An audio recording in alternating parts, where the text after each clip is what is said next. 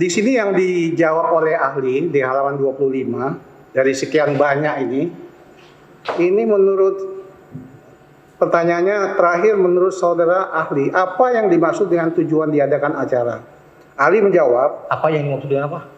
apa yang dimaksud dengan tujuan diadakan acara tersebut? Siap. Kemudian ahli menjawab, halaman 25. Oh, di BAP ya? Ya, di BAP. Ahli menjawab, dapat saya jelaskan. Ketemu yang mulia? Bahwa tujuan dari acara tersebut adalah untuk memprovokasi. Lupa saya. Ini di BAP.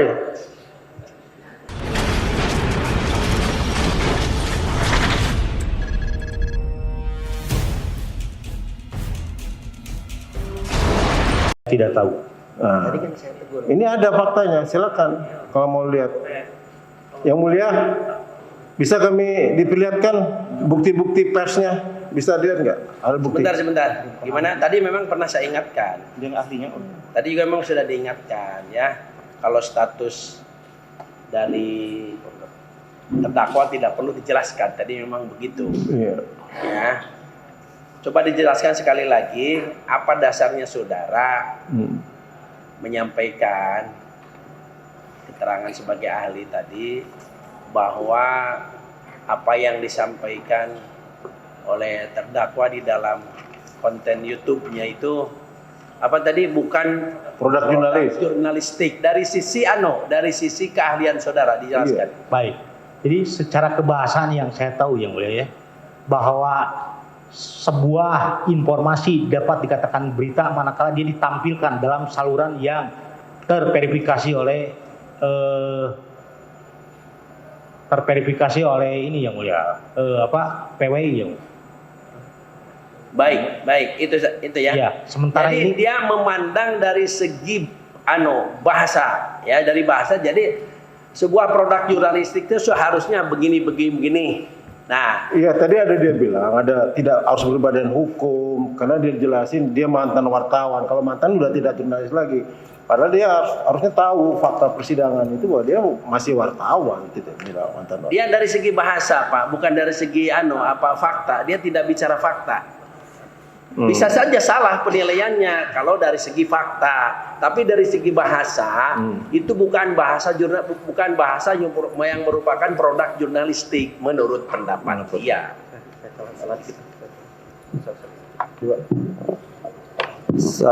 Saya ikutin logika berpikirnya ahli ya. baik. Tadi ahli menyatakan bahwa sebuah produk jurnalistik sebenarnya definisi jurnalistik itu produk atau tidak itu merujuk kepada undang-undang pers, apa yang dimuat di dalam undang-undang pers itu. Nah, tadi saudara ahli menyatakan dia harus terverifikasi di PWI. Seperti itu. Siap. Pertanyaan saya, itu organisasi tentang apa PWI itu? Organisasi tentang orang-orang yang berkumpul sebagai jurnalistik atau organisasi yang menilai sebuah tulisan itu produk jurnalistik atau bukan, seperti itu. Ini di luar kewenangan saya tidak mau menjawab. Nah, tadi saudara mengatakan terverifikasi di PWI, saya kejar di luar kewenangan. Gimana saudara menyatakan seperti itu? Jadi sederhana saja logika saya. Ketika dia dikatakan produk jurnalistik, maka ketika ada permasalahan yang mulia, itu tidak bisa langsung diperkarakan seperti ini yang mulia. Maka dia harus menempuh hak jawab yang mulia. Oh, kalau begitu masuk seperti itu. Jadi kalau dia produk jurnalistik, maka siapapun yang dirugikan atas produk jurnalistik itu dia harus melampaui tahapan-tahapan. Siap. Dan itu sesuai dengan sebagaimana ditentukan oleh Undang-Undang Pers. Siap. Dan itu juga ada MOU. Betul, antara Kapolri dan Dewan Pers seperti itu. Bukan PWI saya aneh. Nah, begitu Dewan Pers seperti Siap. itu. Nah, pertanyaan kan nanti kan mulai menyalirkan fakta seperti itu. Oke, clear. Baik. Ini sini. Jadi tadi saudara ahli kan mengatakan Bang Edi Channel itu bukan produk jurnalistik karena tidak dibuat oleh perusahaan pers, ya, karena tidak dibuat oleh perusahaan pers, gitu kan? Halo? Ya. Oke. Jadi seperti disampaikan oleh rekan saya Bang Ahmad Yani, itu Bang Edi Channel itu adalah bagian dari FNN, Forum News Network. Dan Forum News Network itu adalah perusahaan pers. Perusahaan pers yang sudah terdaftar di Dewan Pers.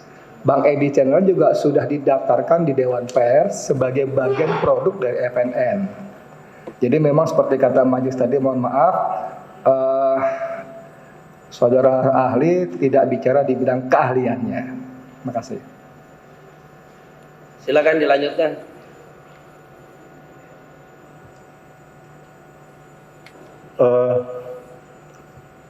Tadi saudara ahli mengatakan, menjelaskan bahwa kalau terjadi dalam jin buangan itu adalah tempat yang jauh, ya, Terpencil. tempat terpencil. Siap. Artinya ini peribahasa atau apa? Yang melihatnya Metafor. Metafor, peribahasa metafor. Benar itu ya? Bukan peribahasa, metafor. Metafor. Peribahasa dan metafor berbeda. Oh, oke. Nah, tadi masalah kegaduhan yang sudah ahli jelaskan ya, bahwa karena ini membuat kegaduhan atau apa. Bagaimana kalau kegaduhan itu timbul akibat peran ada aktor politik yang membuat itu peristiwa itu terjadi, ramai peristiwa ini. Itu sengaja dibuat ramean tuh. Gimana menurut ahli? Ya mulia, ini di luar kewenangan kemampuan saya ya. Ini lebih untuk mengukur keonaran lebih baik diukur oleh ahli sosiologi ya mulia. Sulit saya dari Ya, tapi kan tadi ahli menjelaskan. Ya, saya hanya menjelaskan secara leksikal makna keonaran itu. Keonaran sudah terjadi manakala secara komunal, ya. Saya jelaskan, tidak bisa ini gejala ini gitu. Secara komunal harus terjadi adanya keresahan di kalangan masyarakat tentu. Ya, Dan saya tadi berkali-kali mengatakan sulit sekali untuk mengukur bagaimana keresahan itu. Yang jelas bahwa keresahan ini dipicu oleh adanya suatu informasi. Dan secara lebih jelas yang mulia, secara akurat bagaimana bentuk keresahan itu harus terjadi, ini perlu dibuktikan oleh ahli sosiologi yang mulia. Artinya ini informasi yang sudah ahli jelaskan tadi itu, keresahan itu. Nah, pertanyaan saya, bagaimana keresahan itu akibat ada yang merekayasa keresahan itu gitu. Dijawab bisa, kalau memang bukan kewenangan saudara dijawab. Iya. Ya. Saudara Ya, tidak bisa menjawab itu. jelas sekali ketika ada yang merekayasa, ya artinya ya seorang yang merekayasa itu yang mulia. Jadi tidak bisa serta-merta dikatakan bahwa ini diakibatkan oleh suatu pemberitaan. Jadi sudah jelas, saya kira dia sendiri sudah menjawab. Ada yang merekayasa, berarti orang yang merekayasa itu yang harus bertanggungjawabkan terjadinya keresahan ini. Cukup. Itu yang saya inginkan.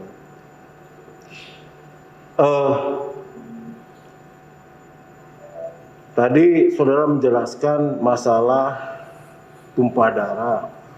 Lain ya, tumpah darah tempat kelahiran ya. Artinya kalau dikatakan jin buang anak itu karena tempat kelahirannya dihina-hina itu. Bukan, saya mengutip pendapat Brad Wiley dalam bukunya Sociology of Culture, bahwa suatu entitas kelompok masyarakat itu akan terpantik amarahnya apabila dia sudah diserang masalah tiga aspeknya yang mulia. Land, tumpah darah ya, tanah kelahiran saya katakan. Lalu pride ya, pride itu terkait dengan kebanggaan, bisa dengan identitas diri termasuk agamanya di dalamnya.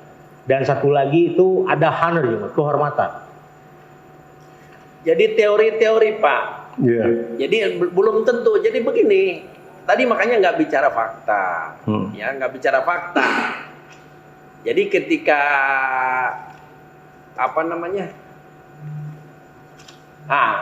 sebuah metafor dikaitkan dengan tiga hal tadi, ya itu bisa menimbulkan akibat-akibat tertentu. Jadi tidak menyebutkan bahwa metafor yang dimaksud adalah yang disampaikan oleh terdakwa. Teorinya seperti itu. Kalau kebetulan menimbulkan seperti itu, cocok dengan teorinya. Kalau tidak, ya tidak. Oh. Ya.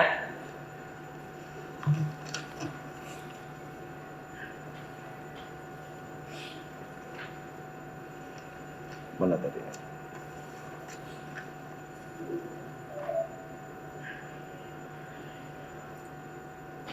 Silakan.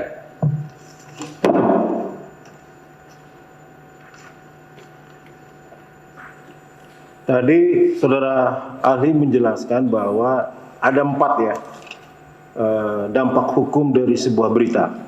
Ya, pertama, prinsip kualitas. Bukan dampak hukum, bahwa sebuah aktivitas berbahasa itu terikat oleh 4 prinsip berbahasa ya. Yang pertama, prinsip kualitas, bahwa berbahasa itu harus memperhatikan kualitas informasi. Artinya dia mengatur, jangan pernah kamu sampaikan informasi apa yang kamu sendiri tidak yakin kebenarannya. Itu prinsip kualitas itu. Artinya kita diatur tidak boleh berbohong ya. Agar apa? Agar aktivitas komunikasi ini tidak menimbulkan masalah ya.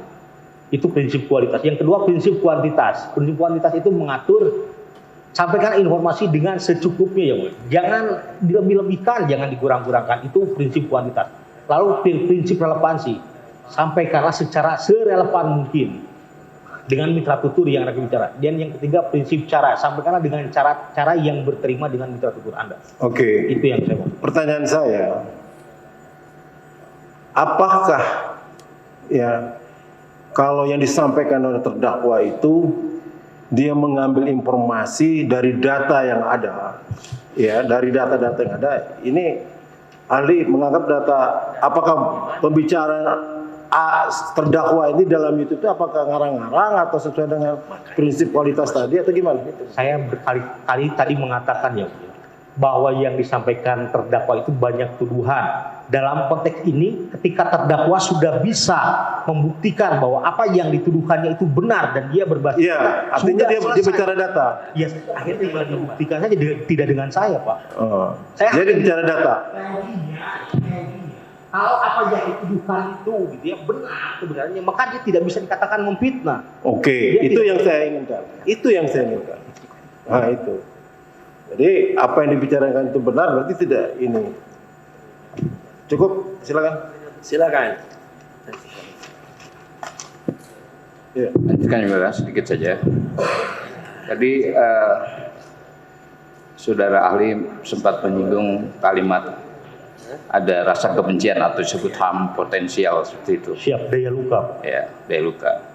Kemudian dibacakan oleh JPU tentang kalimat yang dilontarkan oleh terdakwa. Menurut saudara saksi serta-merta mengatakan bahwa hal itu mempunyai makna tidak baik atau etikat buruk atau pendapat yang tidak baik. Kenapa bisa menyimpulkan seperti itu? Karena dalam berbahasa ada konvensi, makna, ada pemaknaan yang bersifat konvensional, kesepakatan. Berbahasa itu ada konvensi, konvensi yang tidak bisa dilanggar. Kalau berbahasa tidak ada konvensinya, bahaya juga. Nah, secara konvensi, ketika tadi menyebutkannya tadi tentang jenis-jenis makhluk halus ya, ada kuntilanak, genderuwo, dan itu ketika dilabelkan dan dipersamakan dengan orang yang ya, itu jelas maknanya berkonotasi negatif ya.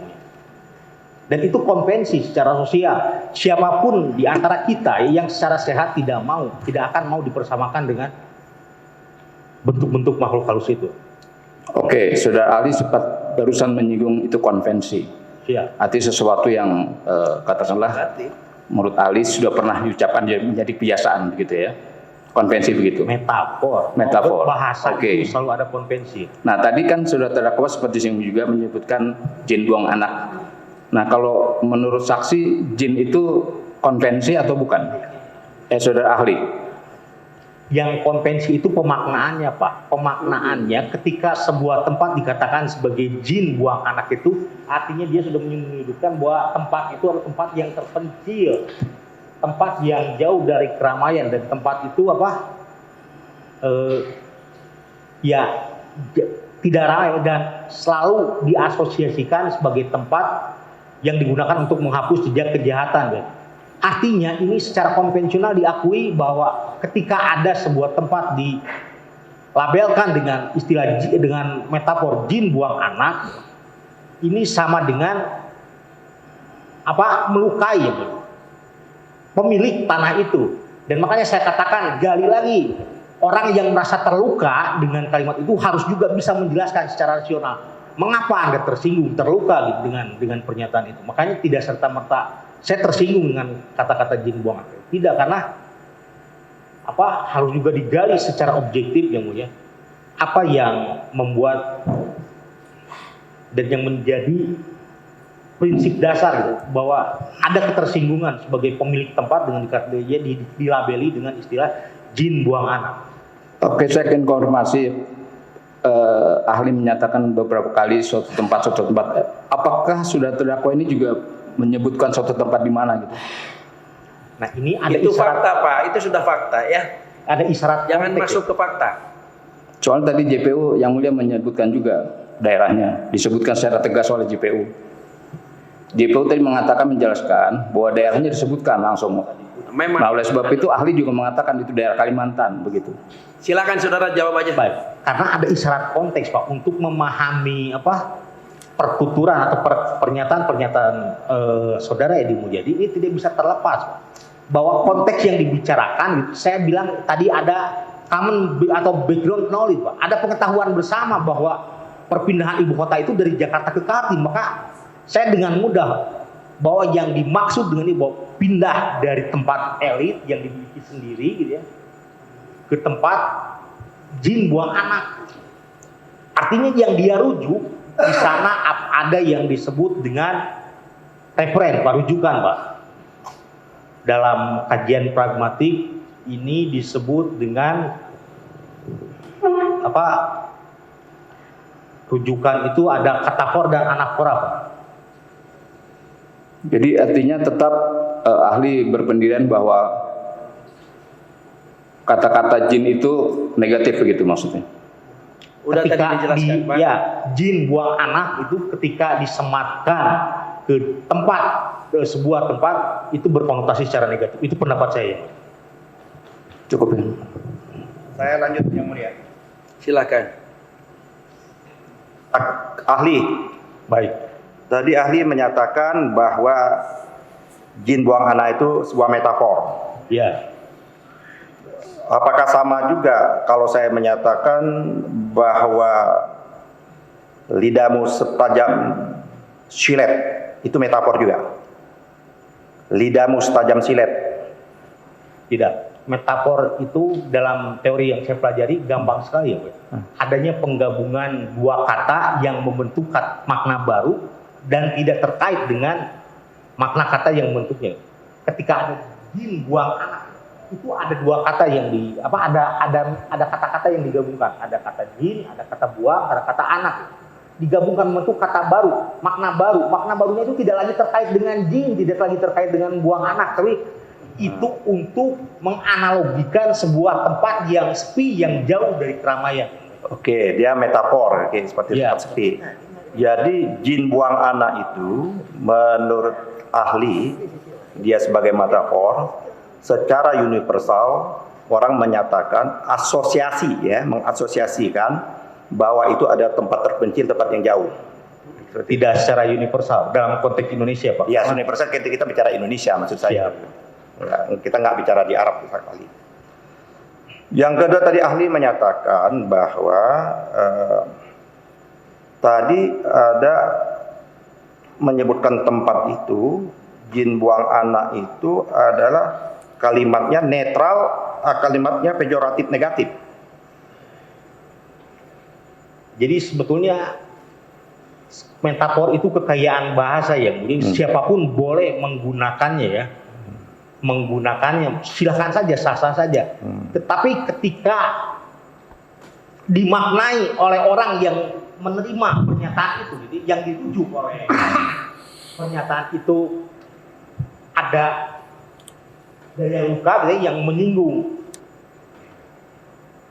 orang-orang yang dirujuk dalam aturan itu, maka ya itu Kalau dalam bahasa apa artinya itu? apa? Sebuah metafor tadi, kan metafor jin buang anak kan saudara saksi kan menyatakan itu metafor. Ya.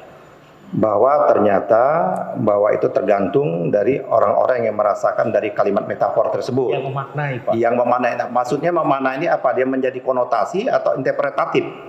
Ya interpretatif. Interpretatif. Dan interpretatif. Oke, cukup. Ya, ahli saya hanya menanya seperti itu. Dia artinya interpretatif kan? Oke. Yang berikutnya tadi saya dari sahabat saya, dari teman saya yang di samping menyatakan bahwa ahli menyatakan Cina itu menunjuk suku seperti itu, etnis. Ya, Apakah ada kata lain lagi menunjukkan Cina itu selain daripada etnis? Tiongkok. Ya, apa Tiongkok itu apa? Dia bentuk apa? Pulau? Negara kah? Tiongkok itu sebutan untuk orang-orang Cina. Sebetulnya ini saya ceritakan dari sejarah akar katanya ya. Tiongkok itu sebutan untuk orang-orang Cina yang merasa dirinya itu tengah dunia yang murah. Yang Puk itu tengah dunia yang mulia, artinya itu. Jadi mereka itu mengaku sebagai orang-orang yang mendiami pusat dunia ya. Itu dari kata Hyang Puk yang mulia, menjadi Tiongkok ya. Iya, yang saya tanya bukan sejarah linguisnya bahasa itu, ahli. Yang saya tanya tadi, ahli menyatakan bahwa Cina itu bisa juga dimaknai di arti adalah suku. Ya. Etnis lah, etnis ya. Tapi pertanyaan saya, apakah ada makna lain dari Cina itu yang menyebutkan Cina itu adalah negara, walaupun sekarang berganti yang namanya Republik Rakyat Cina, Republik Rakyat Tiongkok. Tapi sebagian juga menyatakan masih China. Kita hubungan kita menyatakan Menteri Luar Negeri kita menyatakan hubungan Republik Indonesia dengan Republik Rakyat China. Luhut Binsar Panjaitan menghubungkan bahwa kita akan investasi dari negara-negara China, dia menyebutkan China itu seperti itu. Walaupun memang secara negara Cina ada yang menyatakan masih RRT, Republik Tiongkok, dan ada juga masih RRQ seperti itu. Tergantung. Nah, pertanyaan saya, apakah juga kata Cina ini selain tadi yang disebutkan tadi juga dalam konteks itu bisa bermakna menunjukkan sebuah negara? Saya tadi dengan jelas ketika JPU mengatakan China pada dua kalimat yang berbeda, maka saya mengatakan yang ini rujukannya China negara yang ada di timur jauh sana, yang satu lagi Cina yang merujuk pada orang-orang yang ada di Indonesia. Ahli, kalau saya menunjukkan ini berita ya di KNBC ini sudah cukup lama 2019. Ciputra, sulap kebun tempat jin buang anak jadi Pondok Indah. Pernah saksi itu? Tidak. Hah? Tidak. Tidak. Tidak pernah baca saya. Tidak pernah dengar juga? Tidak. Tidak pernah mendengar.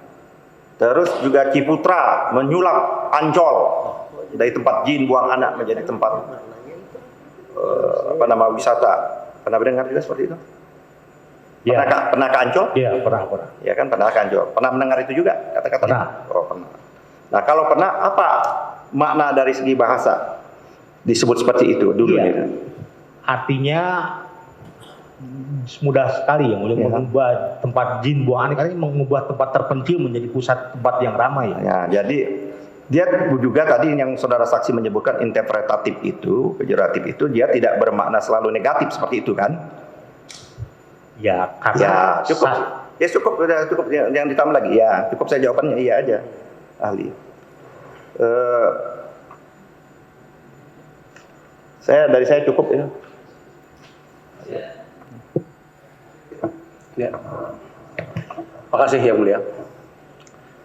Saudara ahli. Jadi saudara ahli adalah termasuk orang yang pertama mempelajari forensik atau hukum linguistik ya.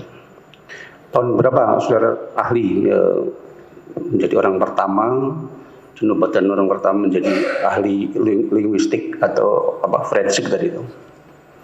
Saya secara aplikatif gitu ya, saya kalau lulus kedokteran dari untuk mendapatkan gelar linguistik forensik 2008 saya sudah mendapatkan gelar doktor itu ya.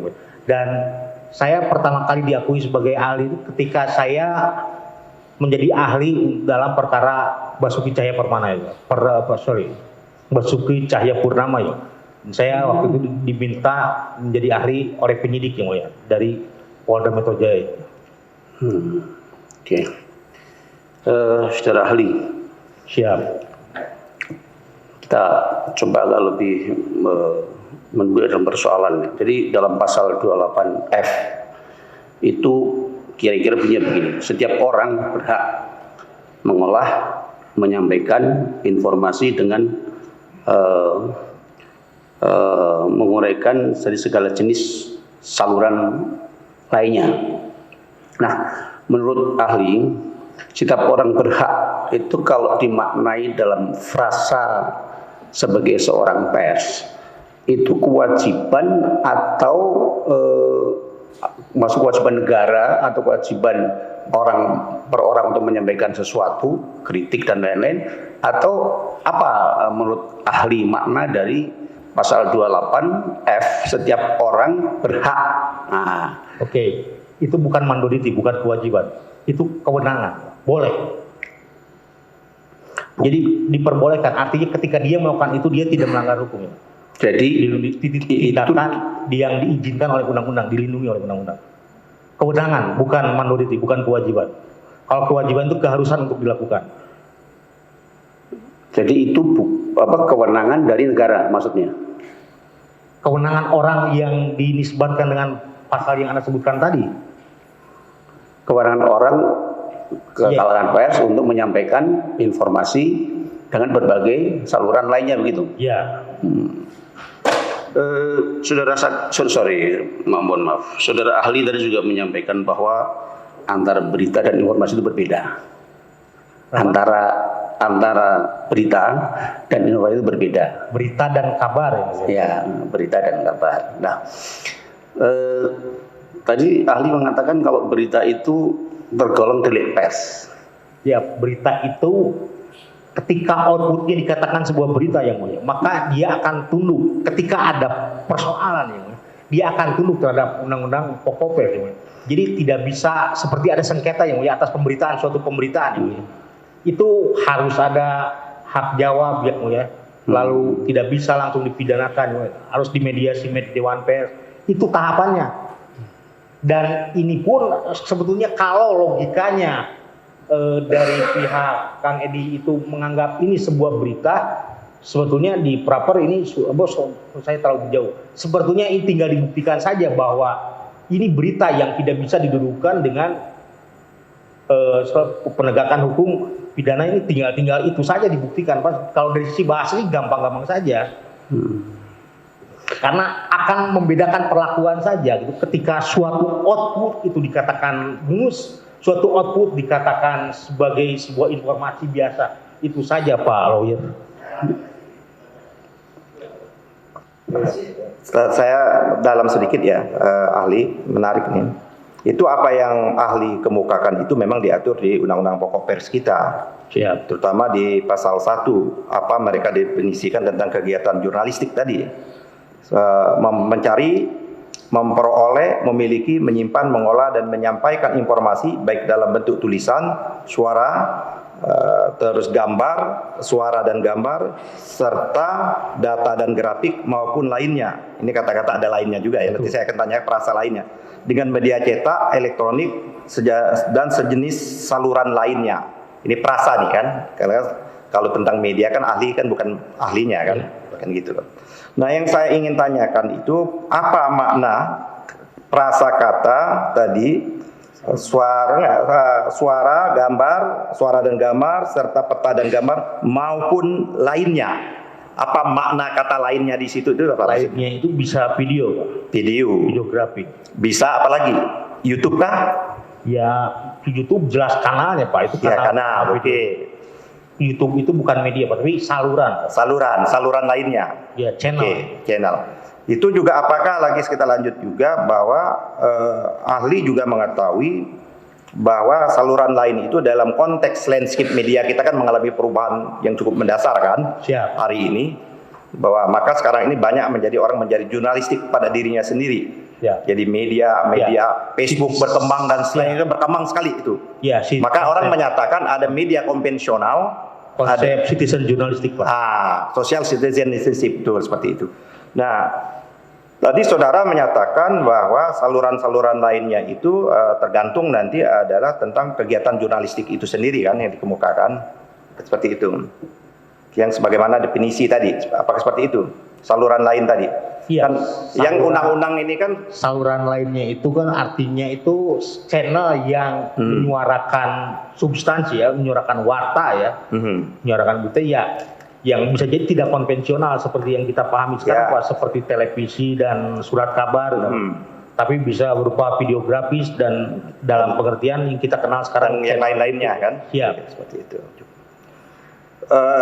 ahli menyatakan untuk menilai ya kan prasa dari kalimat jurnalistik itu apakah itu masuk domainnya ahli. Ini kan ulayan ini apa domainnya ahli jurnalistik? Ini kan ada prasa itu. Tidak, saya bukan ahli jurnalistik. Bukan, maksudnya untuk menilai sebuah kegiatan jurnalistik. Ya, aktivis jurnalistik aktivis. Aktif tadi termasuk istilah yang digunakan oleh saudara terdakwa Edi Junaidi ini masalah istilah Edi Mulyadi.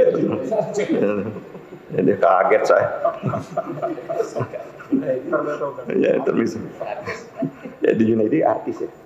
Edi Mulyadi tadi, apakah ahli juga bisa melakukan penilaian bahwa ini masuk dalam kualifikasi secara linguistik atau menantu itu ke ahlinya media, ahli jurnalistik. Tafsir saya hanya akan jadi saudara hanya melihat dari sisi bahasanya. Betul. Kontennya, apakah konten bahasa ini memenuhi seperti dari sebagian seperti itu kan? Siap. Cukup. Yang boleh mantap. Dikit lagi. Saya tambah nih. Saya tertarik tadi ahli membedakan antara news atau berita atau informasi. Berarti informasi itu menurut ahli beda dengan pers tadi, beda dengan berita. Kalau informasi apa menurut ahli tadi? Informasi. Semua informasi itu sama saja sebetulnya, substansinya semua informasi. Hanya ketika outputnya ini dikatakan berita, ini dikatakan pemberitahuan, maka akan nampak adanya kedudukan hukum yang berlainan yang mulia. Ketika dikatakan berita, maka ini kedudukan hukumnya menjadi begini-begini. Ketika dikatakan sebagai pemberitahuan biasa, kedudukannya begini-begini yang mulia. Jadi saya hanya melihat dari aspek siapa yang membuatnya dan bagaimana pertanggungjawaban hukumnya secara forensik itu saja sih. Bahwa sebuah berita itu pertanggungjawaban hukumnya itu kalau dia itu betul dilahirkan oleh perusahaan perusahaan pers, maka pertanggungjawabannya redaksional, pemimpin redaksinya yang harus bertanggung jawab. Iya, bukan penulisnya yang mulia. Yang saya pahami itu tadi ini hanya kalimat biasa saja. Ya, oke. Satu lagi Pak yang mulia.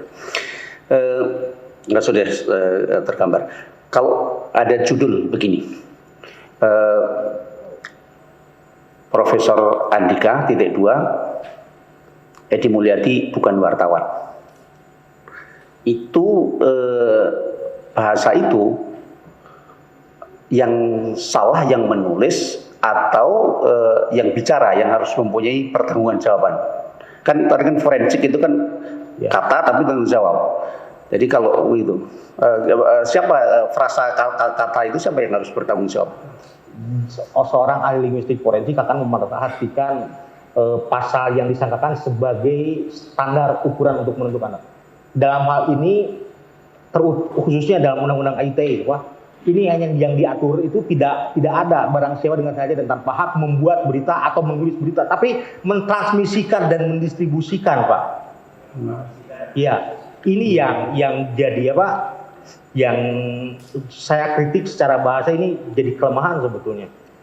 Mentransmisikan dan mendistribusikan. Jadi yang dimintai pertanggungjawaban hukum itu bukan barang siapa dengan sengaja dan paham membuat suatu pemberitaan. Tidak begitu ya.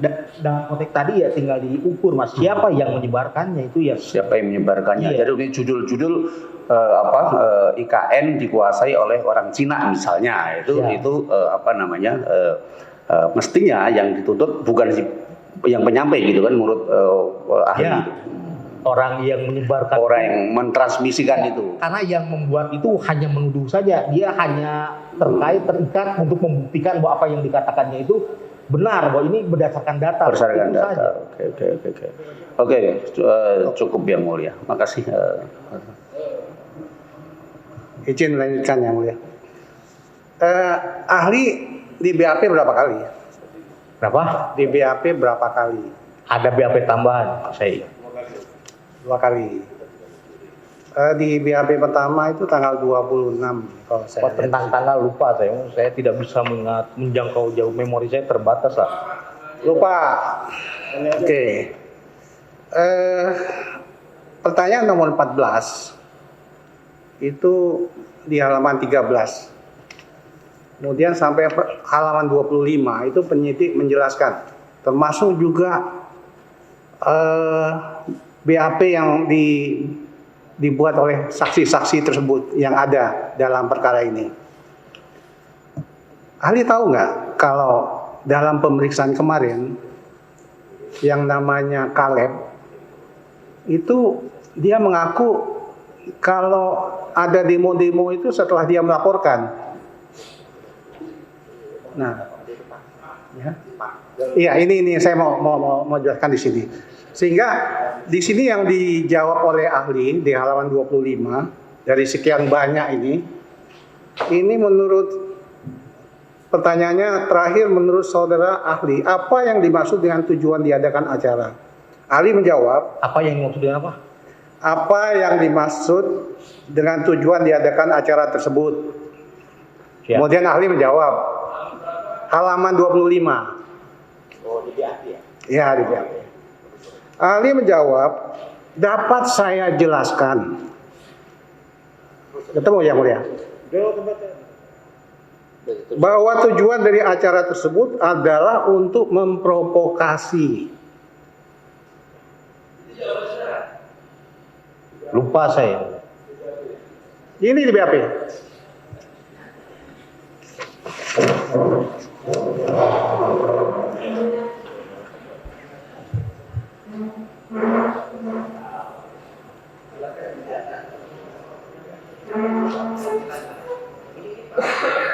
Siap ya.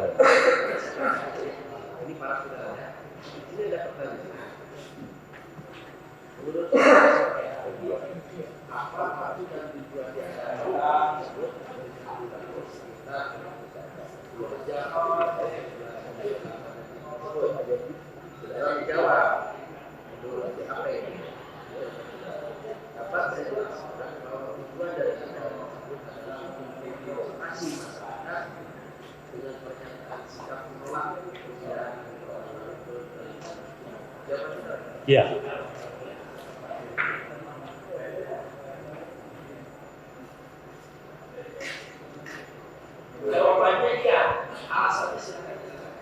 Baik. Jadi ini pendapat saya setelah menyimpulkan yang secara tekstual tentu saja yang mulia, dan saya tidak memperhatikan fakta persidangan sebelumnya ya, dan tidak mendapatkan input bagaimana tadi ada input baru orang itu dibayar atau tidak gitu. Saya tidak memperhatikan itu. Lalu saya tafsirkan ketika ada acara yang menolak, ini tentu saja bagi saya provokasi, hasutan enggak, agar semua orang ikut juga untuk menolak pemindahan IKN. Dan ini tafsirkan secara tekstual saja ya. Ketika ditanya ini tidak mendapatkan input baru apapun, tidak menerima. Jadi hanya sebatas lanjut Tuan.